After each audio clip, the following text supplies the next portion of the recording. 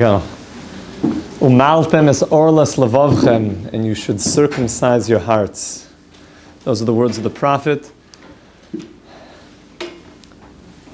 The heart is a very, very deep and special organ. The heart always wants to be connected truly to Hashem and feel deep, passionate love for God. The problem is it gets an orla. It gets a foreskin on top of the heart. That's the bad desires of my heart. It takes me to the things that are not good.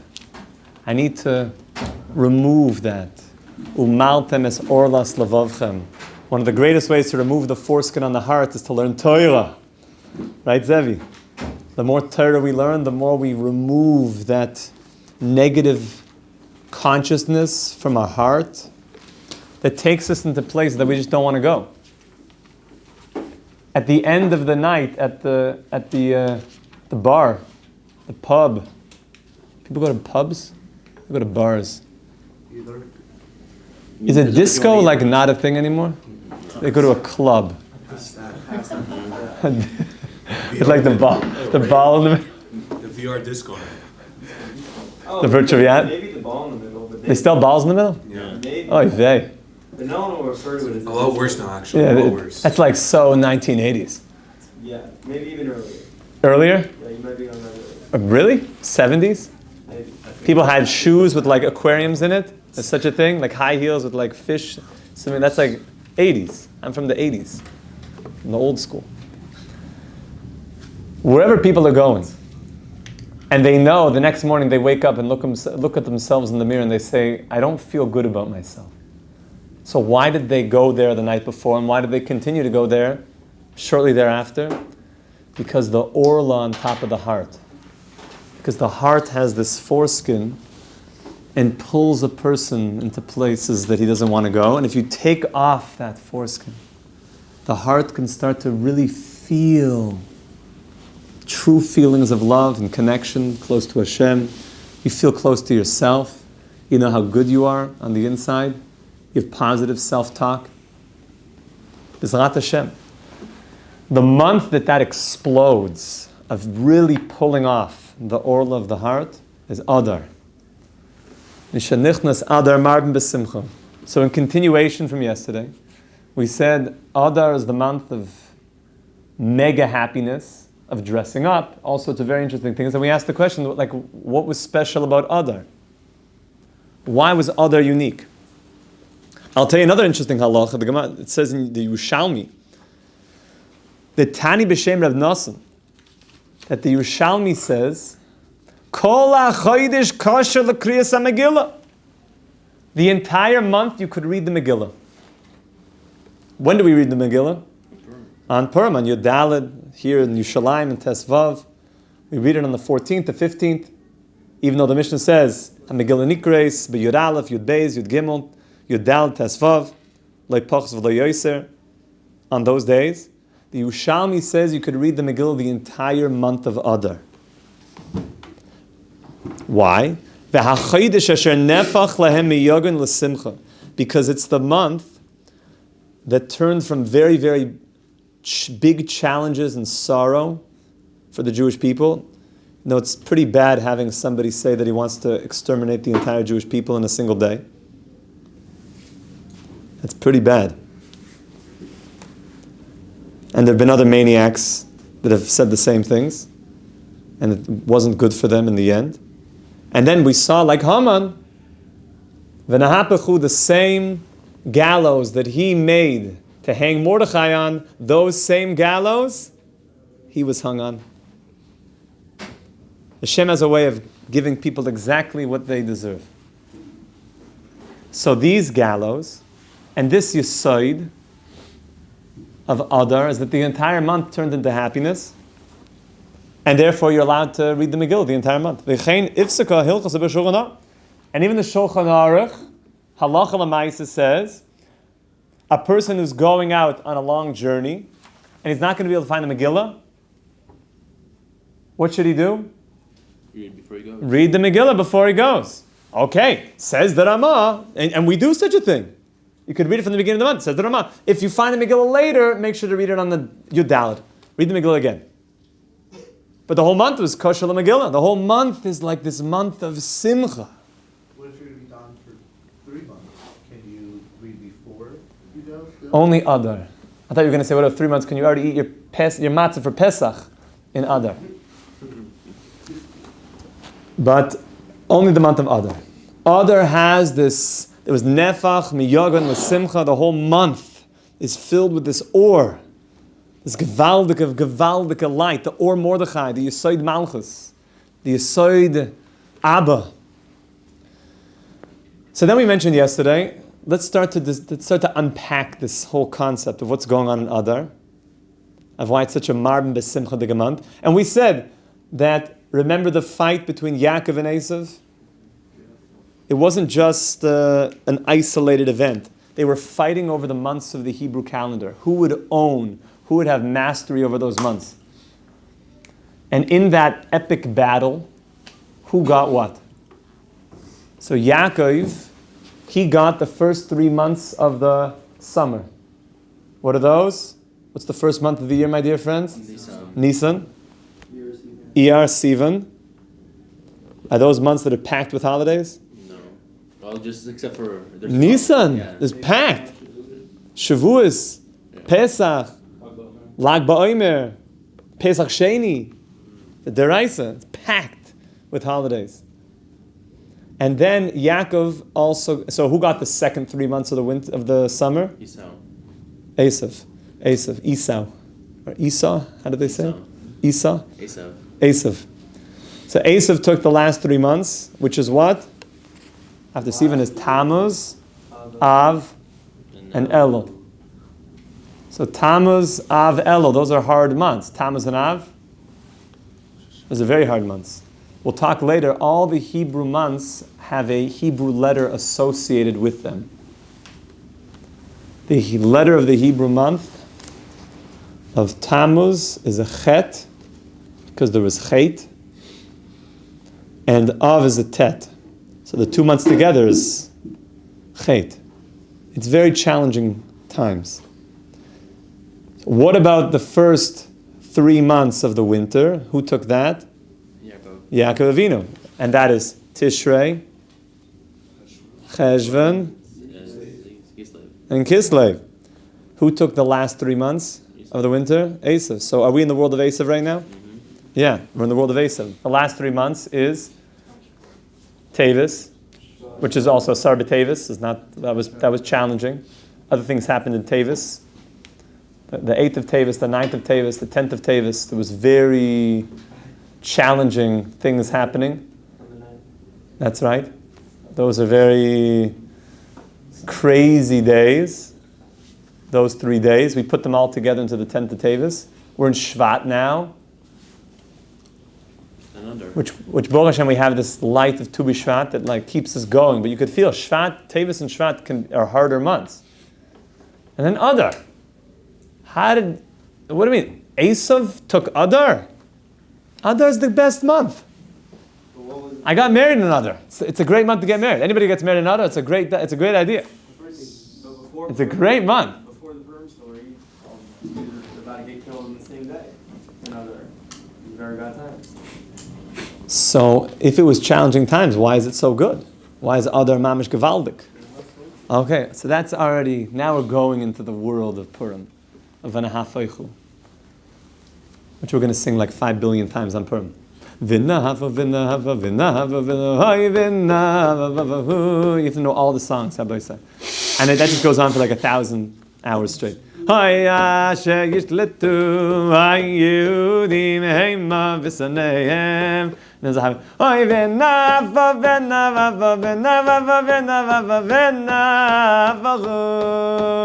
La la la la la la la. If you forget the words, just do that. Yeah, la la la la la la la la la la la la la. Purim is the best. Oh, it's the same tune. Ay, Mishe, Mishe, Mishe, Mishe, Mishe, Mishe, Mishe. Hey, Mishe, Nignas Adai. Mishe, Mishe, Mishe, Mishe, Mishe, Mishe. Ay, Mishe, Nignas Adai. Ay, ay, Mishe, Nignas Adai. Mabdim besimcha. Mishe, Nignas Adai. Hoy marbim besimcha. Don't be shy. Mishem, Mishem, Mishem, Mishem, Mishem, Mishem, Mishem. Hoy Mishem nignaz Adar. Hoy Mishem, Mishem, Mishem, Mishem, Mishem, Mishem, Mishem, Mishem, Mishem nignaz Adar. Ya la la la la la. That's most of the purpose. It's la la la la la. You got to know at least the words to the beginning of the day. Ay, Purim. Okay. So, how did Purim get so good? It's the month of Esav.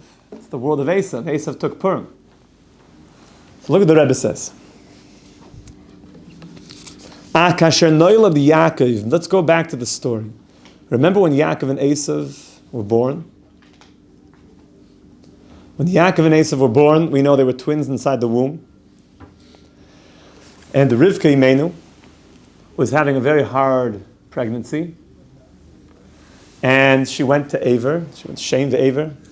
She went to the tzaddik of the generation to get advice on what's happening inside of her. Now, why was she going there? Because she noticed that every single time that she would pass by a shul, that one of the children would try to escape, to get out. Shachris, Mincha, Ma'ariv, Leibedik.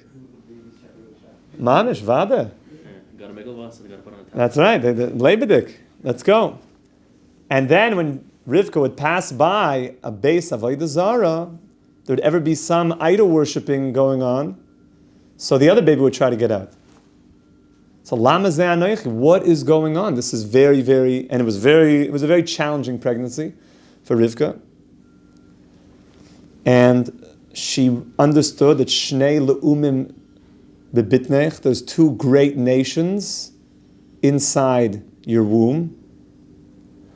Now, some of the Mefarshim say, why was Esav trying to get out? Why were they great nations? It seems like Yaakov would be great. He would be the beginning of Klal Yisrael, to bring light to the whole world. And Esav would be not so great. He would go and rebel against God. So if you look later in the story, we know that who did Yitzchak love? He really was into Esav. He wanted to give Esav the brachas. You know why? He believed in the power of Esav. Imagine you could harness the power of Esav. Hayadai midei Esav. Esav was a mega warrior, was a very powerful person.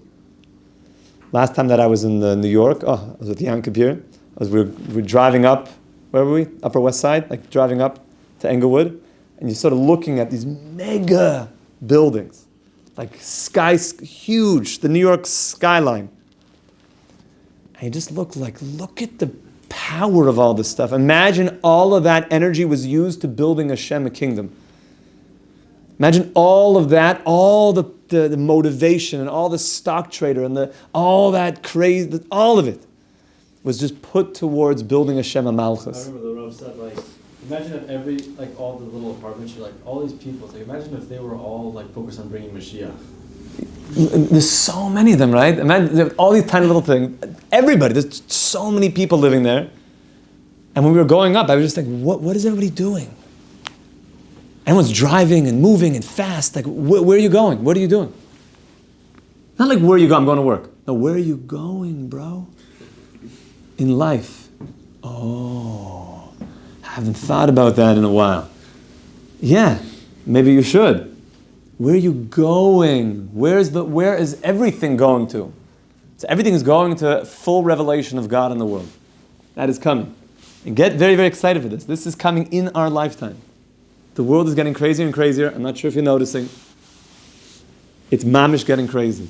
It's getting crazy in the world. Crazy. And we're here to hold on to the truth. And in the end, when all that power of Esav is harnessed and we bring it back to Hashem, do you know how big that's going to be? So Yitzchak thought that Esav, if we can just harness that power, do you know what we could do? You know what we could build with that? Rivka said he's not going to make it. He's not. But what was he really trying to do to get out in his mother's womb? So some say that he was trying to go to break the idols. He wasn't trying to get out to go and worship idols. He had a power. He wanted to go and smash the idols. He wanted to make moves. It didn't go that way. He went off the derech. He went off the derech. Some say he never even got a bris milah because it was red. He was so red, and therefore he was like a hemophiliac. And there's halachas that if a child is too red or too yellow, lo aleinu chas v'shalom, that you have to push off the bris. You can't do it because of jaundice and other factors. And because Esav was red, they kept pushing it off. There's such an opinion. And when he was 13, he just left. He didn't at 13, he had to do it himself. He never did it. On the outside, he gave off a big outer game, and he made himself look like a tzaddik, but on the inside, it was very, very, I'll use the word crooked. He was crooked. Esav was off, was mamish off. But there was potential there for him to do something big. Do you know where Esav's head is buried? They gave him the patriarch. With Avram, Yitzchak, Yaakov, Sarah, Leah, Rivka, Adam, Chava, Esav's head. Yeah, that's where the Torah was. Because you know what Esav was all about? He knew the whole Torah. It was like a giant iPad. He knew everything. He was like OpenAI. He knew the whole thing. He knew the whole thing. But OpenAI doesn't have a neshama. It's a gewaldige tool, if you could harness it. It's a very powerful tool. Very powerful. If you use it, it's very good. You got to be careful though. Very powerful tool. OpenAI. But it doesn't have a neshama. Esav had the whole Torah here, but it never went into his body. He knew all the right answers, but it never affected him as a person. And therefore, it's like asking somebody, do you believe in God? Yeah. Do you believe God doesn't want you to talk in shul? Of course not. Here's 50 zoyars about all the spooky things that happen to a person if they talk in shul. So why do you talk in shul? I don't know. That's where the hawk is, But it never went into his body. So Esav was his head went into Maras Machpelah. His head made it in, but his body, nothing went in. So Esav wanted to come out to smash the idols. All the potential was there. And as Yaakov was coming out of the womb, what was he doing as he was coming out? Grasping his heels. He was grabbing onto the heel. Yaakov, it's a language of the heel, is grabbing onto the heel of Esav. Says the Sfarim, what was he grabbing onto? Adar. He was grabbing onto, not Adar, he was grabbing onto Elul. Because we said that Tammuz is a chet, Av is a tet, Elul is the Yud. Yud Akev. He was grabbing the Akev, he was grabbing it that he would always have Elul. Even if he were to lose it to Esav, he would always have it be'etzem. He grabbed it. Because Elul, he said, I need to make sure that the Yidden have a month of tshuva before Rosh Hashanah. And therefore Yaakov grabbed Elul from Esav. But what about Adar? We're still stuck with Adar. Now we know how Elul is such a special month. The entire month is tshuva. The entire month Moshe Rabbeinu is going up to Har Sinai, getting the Luchas Shniyas. That we have an Elul, what a gift. Anila doidi v'doidi li. Elul. What about Adar? How are we going to cover Adar?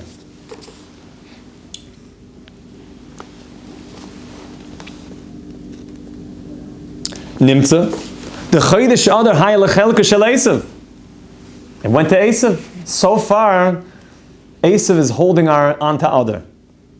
The Kivin Shenafel Pur b'Chodesh Adar, and that's why when Haman rolled the Pur, you don't think Haman knew this stuff? Haman was the biggest sorcerer of them all. He knew all the black magic. And Hitler Yamach Shmo was also into black magic.